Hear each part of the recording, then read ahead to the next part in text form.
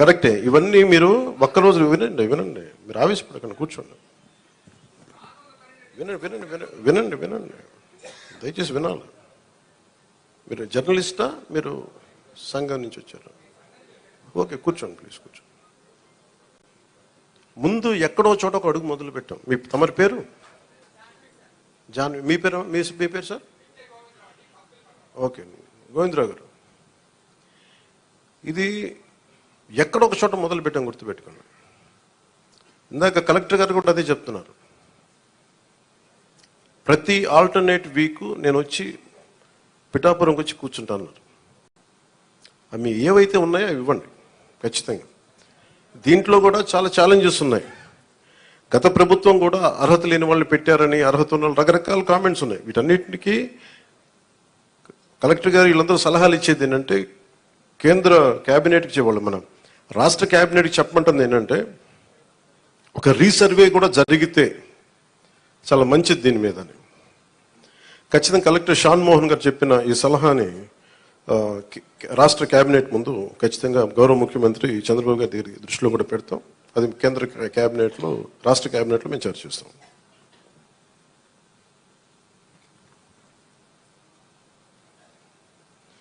ప్రతి alternate week collector గారు ప్రత్యేకించి వచ్చి ఈ ఏమైతే ఈ సమస్యలు ఉన్నాయి, గ్రీవెన్సెస్ ఉన్నాయో ఆయన మాట ఇచ్చారు.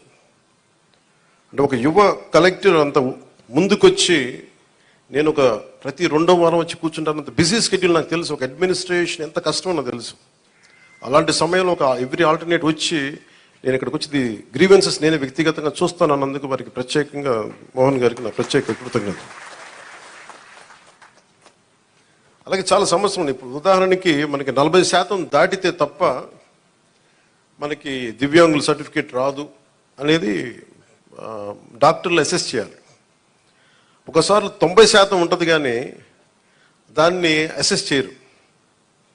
అందుకని ఇందాక మాట్లాడుతున్న సదరన్ సర్టిఫికేట్ నేను పదం అంటే, ఒక డాక్టర్ వచ్చి ఇది ఎంత శాతం మనకి ఈ వారి శరీరంలో పనిచేయట్లేదు, ఏ అవయవాలు పనిచేయట్లేదు, ఒక నిర్ధారణకు రావడానికి దాదాపు కొంచెం ఆ సమయం తీసుకోవాలి.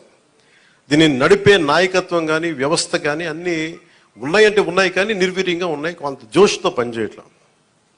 మేమందరం ఎందుకున్నామంటే ఇక్కడ ఈ రోజున కూర్చోబెట్టి ప్రతి గంట ఈ రాష్ట్ర అభివృద్ధి కోసం పనిచేయడానికి, ప్రజా సంక్షేమం పనిచేయడం కోసమే ఉన్నాం.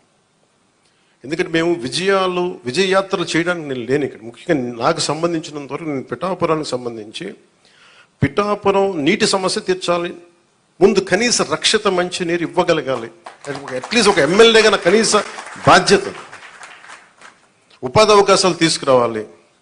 అలాగే ఎన్ని పెన్షన్స్ ఉన్నాయో సరైన అర్హులందరూ, మిస్ అయిన అర్హులు ఎవరైతే ఉన్నారో వాళ్ళందరినీ ముందుకు తీసుకొచ్చి గుర్తించి వాళ్ళకి ఇచ్చేలాగా నా మొదటి ప్రయత్నం.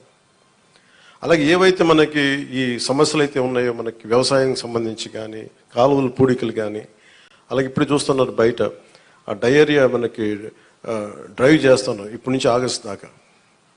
ఎందుకంటే చాలామంది శుభ్రంగా పారిశుద్ధ్యం పరిస్థితులు లేకపోవడం వల్ల. నేను పంచాయతీరాజ్ శాఖ మన మీటింగ్లో కూర్చొని ఉంటే చాలా అద్భుతమైన వ్యక్తులు ఉన్నారు, అడ్వైజర్స్గా ఒక్కొక్కరు కూర్చొని ఎంత గొప్పగా చేస్తున్నారంటే, కాకపోతే వాళ్ళ సమర్థతని ప్రతిభని ఉపయోగించుకోవడం మనకు తెలియట్లా. అందుకే నేనేం చెప్పానంటే, ముందు మన పిఠాపురం రాష్ట్రం మొత్తం అమలు చేయడానికంటే ముందే మన మండలాల్లో, మన కొత్తపల్లి ఉప్పాడ మండలం కానీ, మిగతా మనకి గొల్లపల్లి మండలం కానీ, ఇక్కడ మనకున్న మండలాల్లో ఎక్కడో చోట కొన్ని పర్టికులర్ గ్రామాల పంచాయతీలను సెలెక్ట్ చేసి అసలు పారిశుద్ధపు సమస్య తీసేలాగా ఉండాలి. అది ఫస్ట్ నా ప్రయారిటీ. అది కనీసం రక్షిత మంచినీరు, కనీసం పారిశుద్ధ్య శుభ్రత ఉండేలాగా. సో ఆ ప్రయత్నంగా ముందు మేము అడుగులు ఇస్తాం. నేను చెప్పాను, ముందు విజయయాత్ర పెట్టమన్నారు రాగానే. నేను చెప్పాను, నాకు ఒక్క ప్రజల్ని ఇబ్బంది పెట్టే సమస్య కానీ, పని చేయాల్సిన పోలీస్ వ్యవస్థకి అదనంగా మళ్ళీ బందోబస్తు డ్యూటీ చేసి బరువు పెట్టే బాధ్యత కానీ పెట్టకండి. వాళ్ళు పని చేయాలి, వాళ్ళు ప్రజల కోసం పని చేయాలి. ఎంతసేపు కూర్చోబెట్టి మనం గత సంవత్సరాలుగా నలిగిపోయాం. ప్రతిసారి నేను రోడ్డు మీదకి వచ్చినప్పుడు ఎంత నలిగిపోతారో నాకు తెలుసు. అందుకని ఈ విజయయాత్రలు ఇవన్నీ పక్కన పెట్టి మీకు నేను పని చేసి పిఠాపురం నా సోదరులందరికీ, ఆడపడుచులకి, అన్నదమ్ములందరికీ నేను పని చేసి మరి అప్పుడు విజయయాత్ర చేస్తే నాకు ఒక తృప్తి ఉంటుంది. గెలిచినందుకు నాకు ఆనందం లేదు. పని చేసి మీ మన్నన పొందిన తర్వాత నాకు అప్పుడు ఆనందం వస్తుంది. మీ మన్నన పొందే వరకు అప్పుడు నేను ఎమ్మెల్యే అప్పుడు నేను ప్రకటించుకుంటాను. ఇప్పుడు మీరు అంటే నాకు హై స్టాండర్డ్స్ పెట్టుకుంటాను. నాకు చాలా హై స్టాండర్డ్స్ పెట్టుకుంటాను. నేను పని చేసే వరకు కొన్ని వదలను.